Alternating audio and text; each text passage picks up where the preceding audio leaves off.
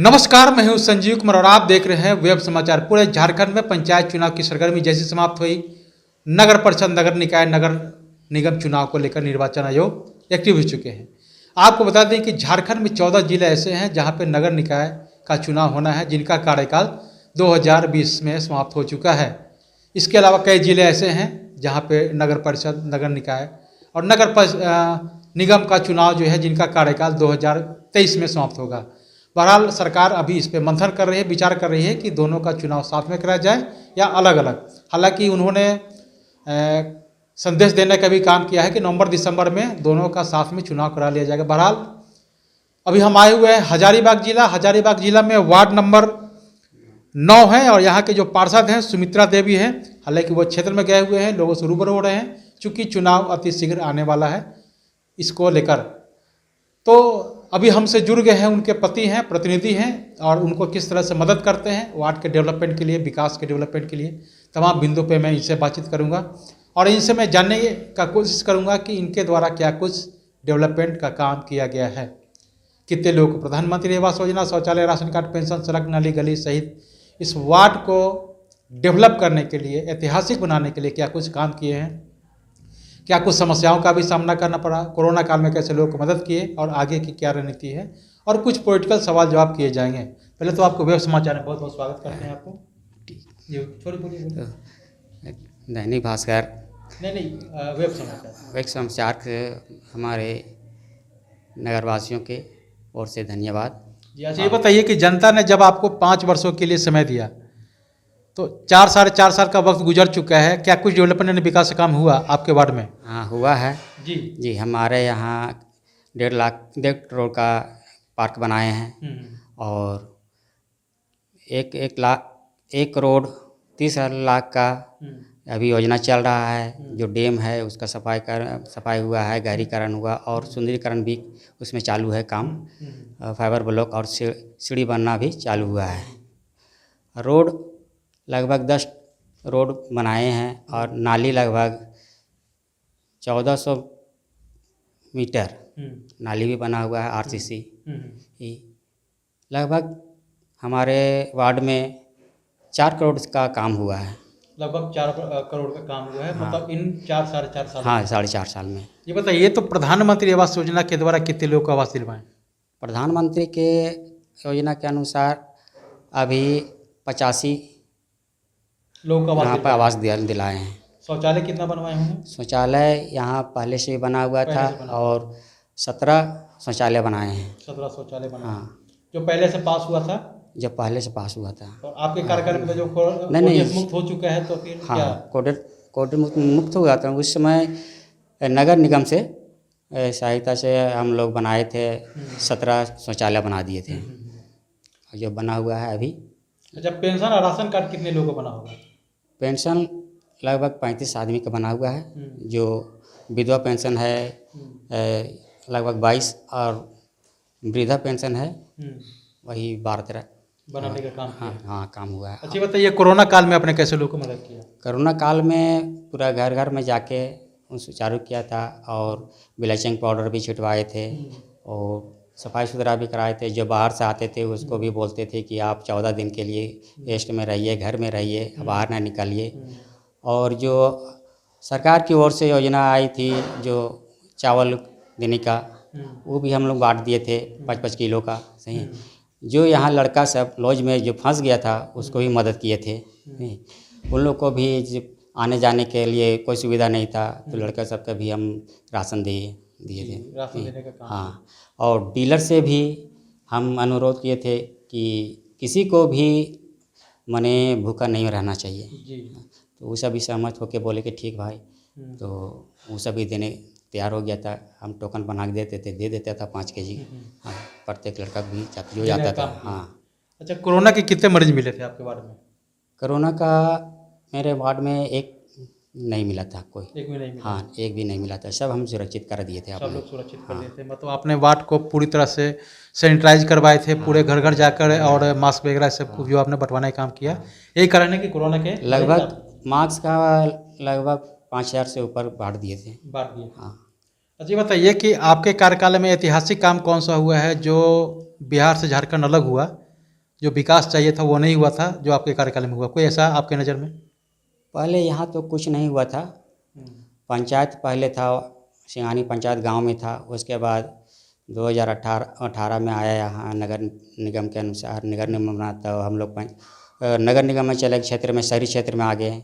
शहरी क्षेत्र के अनुसार जो विकास हुआ है वो जब वार्ड पार्षद बनी सुमित्रा देवी, उसके काल में जो काम हुआ है यहीं पे हुआ है। हाँ, मतलब कह सकते हैं कि इन कार्यक्रम में जो बेहतर काम हुआ ऐतिहासिक काम हुआ है। ऐतिहासिक जैसे डैम का हुआ है, पार्क बना दिए हैं, और अभी एक कमेटी हॉल बन रहा है जो 40 लाख का है। 40 लाख का। हाँ, ये कह सकते हैं कि इनके कार्यकाल में ऐतिहासिक ये ऐतिहासिक काम हुआ। हाँ, जी बताइए कि अगर आपको जनता दोबारा से मौका देता है तो इस वार्ड को स्मार्ट वार्ड के रूप में कैसे डेवलप करेंगे? इस वार्ड में जैसे कालीकरण होगा, अच्छा होगा, चौड़ा कराएंगे रोड वोड, और उसका यहाँ तो होगा कि लोगों को पढ़ाई लिखाई में भी थोड़ा ज़्यादा सुरक्षित देंगे। यहाँ जैसे पहले गांव का स्थिर था, माहौल था, प्लास्टिक बहुत ज़्यादा आता था। नहीं, अब उस तरह से नहीं करेंगे और सफाई का ज़्यादा काम करेंगे। सफाई पे ज़्यादा, हाँ, शिक्षा पे ज़्यादा फोकस होगा। हाँ, शिक्षा, स्वास्थ्य और रोजगार पे ठीक। ये काम होगा।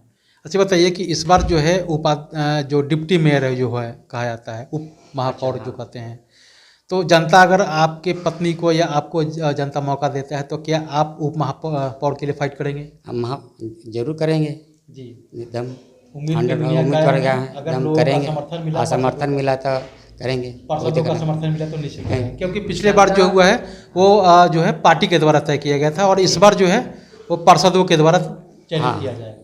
ठीक है, वो पार्षद के अनुसार हमारा अगर मिल जाएगा, और हम भी कोशिश कर रहे हैं नहीं कि उप मेयर के लिए लड़ाई करें। चलिए ठीक है, बहुत अच्छी बात है। अच्छा ये बताइए कि अगर मतलब जब से झारखंड राज्य का गठन हुआ तब से कई मुख्यमंत्री आए और गए, आपके रीजन में बेहतर मुख्यमंत्री कौन है?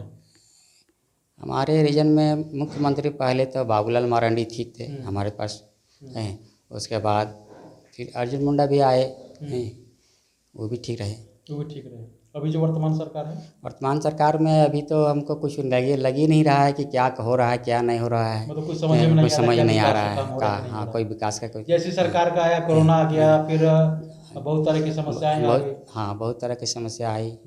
तो इनके काम में कोई आपके नज़र में कोई ऐसा काम नहीं लग रहा है? ऐसा कोई काम नहीं आया है। जो पहले था वही योजना को हम अभी उतार रहे हैं। कोरोना में 2 साल तो हम लोग तो ऐसे ही रह गए कहीं, और कोई योजना नहीं हुआ।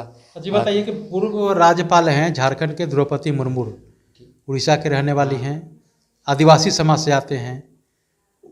उस महिला को जो है एनडीए ने राष्ट्रपति का उम्मीदवार बनाया है, कैसा लग रहा है आपको? वो ऐसा अच्छा लगा। उम्मीदवार जो हैं झारखंड से ही आते हैं, अगर विशेष रूप से देखा जाए हजारीबाग से आते हैं यशवंत सिन्हा।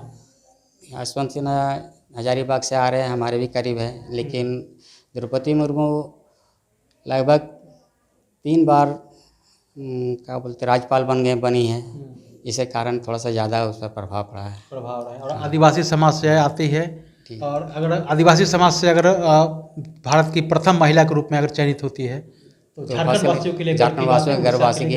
हाँ, अच्छा बताइए कि जिस तरह से एमपी एमएलए के मानदेय मिलते हैं, बढ़ोतरी होता है, लगातार होता है, पेंशन मिलता है, ठीक है, हेल्थ बीमा वगैरह होता है, और इसके अलावा बहुत तरह की सुविधाएं मिलते हैं, लेकिन पार्षदों को नहीं मिलता है, तो क्या इसके लिए आपने आवाज़ उठाया कभी?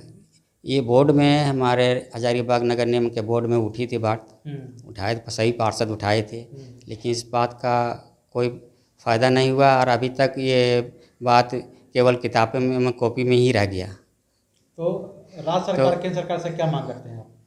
जैसे हर नेता को मिलता है, सही नहीं, बड़ा जैसे एमएलए आता है, एमपी आता है, हम लोग तब सब तो चुनाव लड़िए जाते हैं। जनता के प्रतिनिधि वो भी है, जनता के प्रतिनिधि हम भी हैं।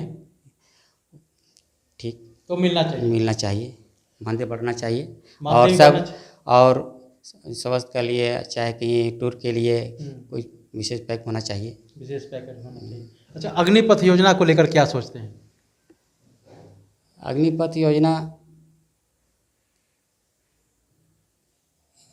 इसमें कोई आपने कुछ सोचा नहीं सोचे हैं। अग्निपथ योजना है, 4 वर्षों के लिए सेना में बहाली है, 4 वर्षों के बाद रिटायर हो जाएंगे, और उसमें से 25% ही लोग हैं जिनको असम रेजिमेंट और सीआरपीएफ में उनको मौका दिया जाएगा, और बाकी लोगों को रिटायर कर दिया जाएगा। 10-11 लाख रुपया देगा, उसके बाद कहेगा कि घर पे जाओ। जानकारी नहीं है। तो 1932 खतियान को लेकर क्या कहते हैं आप? 1932 खतियान के लिए ये भी ठीक है कि जो खतियानी है, जो बाहर से लोग आ रहे हैं, जो यहाँ माने 1932 का सुविधा मिले। हाँ, बाहर से आए, हाँ, 32 का खतियानी से चलेगा तो बहुत अच्छा रहेगा कि यहाँ के आदमी को कम से कम सुविधा मिल जाए। हाँ।